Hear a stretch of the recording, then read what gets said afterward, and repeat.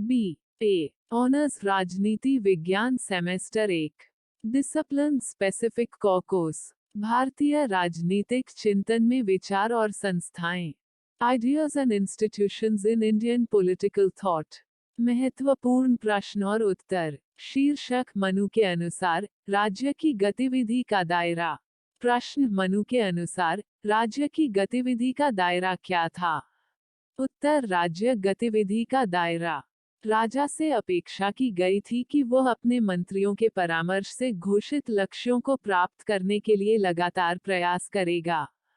उससे अपेक्षा की गई थी कि वह अपने लोगों को आंतरिक और बाहरी दोनों शत्रुओं से सुरक्षा प्रदान करेगा।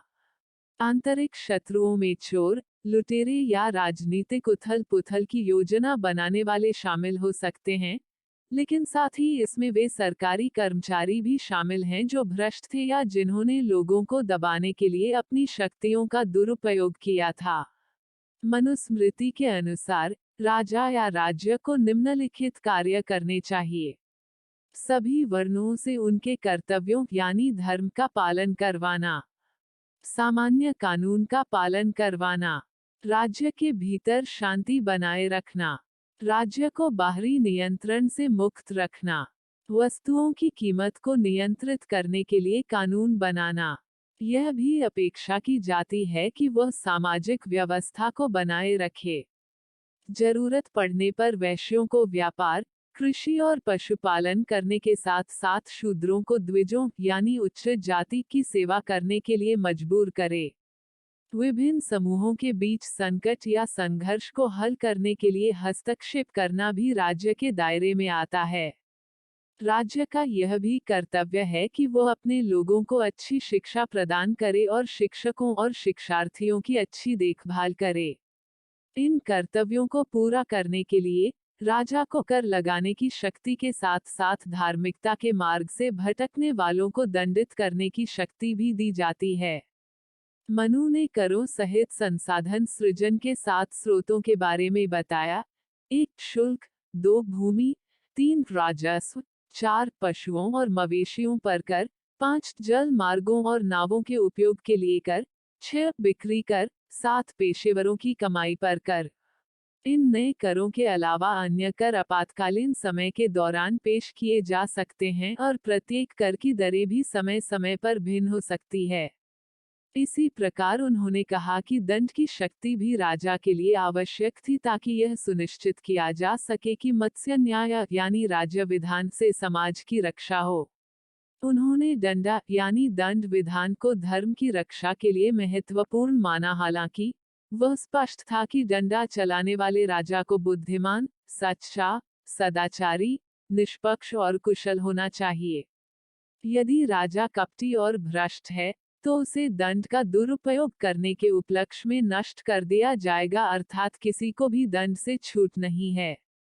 मनु ने यह भी माना कि राजा सरकार को जो अभी तक अर्जित नहीं किया गया है उस भूमि और धन का अधिग्रहण करना चाहिए, साथ ही जो प्राप्त हुआ है उसकी रक्षा करनी चाहिए और जो रक्षा की गई है उसे बढ़ाना चाहिए और जो कुछ भी वृद्धि की जाए वह पात्र को दान कर देना चाहिए।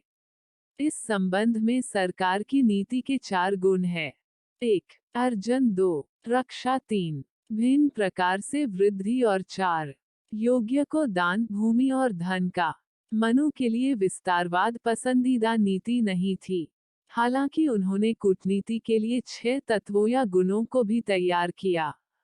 इनमें शामिल हैं 1 संधि शांति या गठबंधन, 2 विग्रह यानी युद्ध, 3 आसन यानी तटस्थता, 4 याना यानी युद्ध की तैयारी, 5 समाश्रय यानी दूसरों की सुरक्षा की मांग करना, 6 द्विभाव यानी दोहरेपन की नीति, एक के साथ शांति और दूसरे के खिलाफ युद्ध की नीति।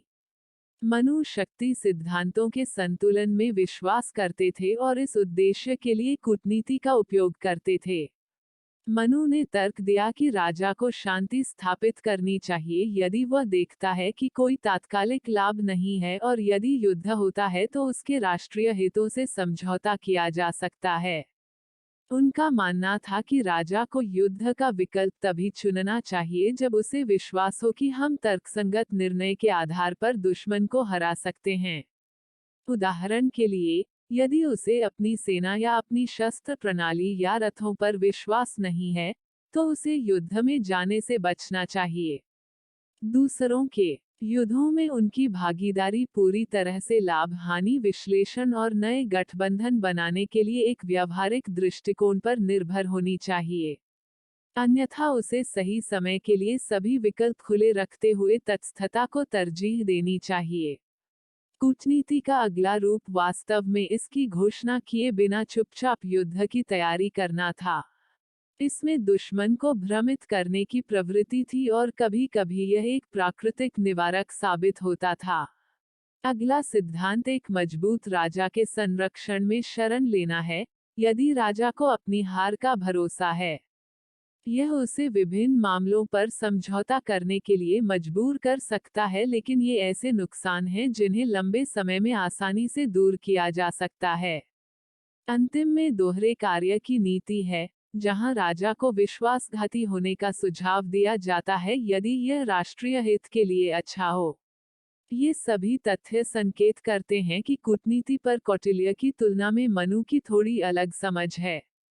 तो कुल मिलाकर इस प्रस्तुति में हमने मनु के अनुसार राज्य की गतिविधि के दायरे के बारे में विस्तृत जानकारी प्राप्त की। प्रस्तुति समापन। आपका धन्यवाद। Disclaimer: This notes has been made after a lot of research, yet the accuracy of the answers may vary. The author assumes no responsibility or liability for any errors or omissions in the content of this notes. The information contained in this notes is provided on an as-is basis with no guarantees of completeness, accuracy, usefulness or timeliness.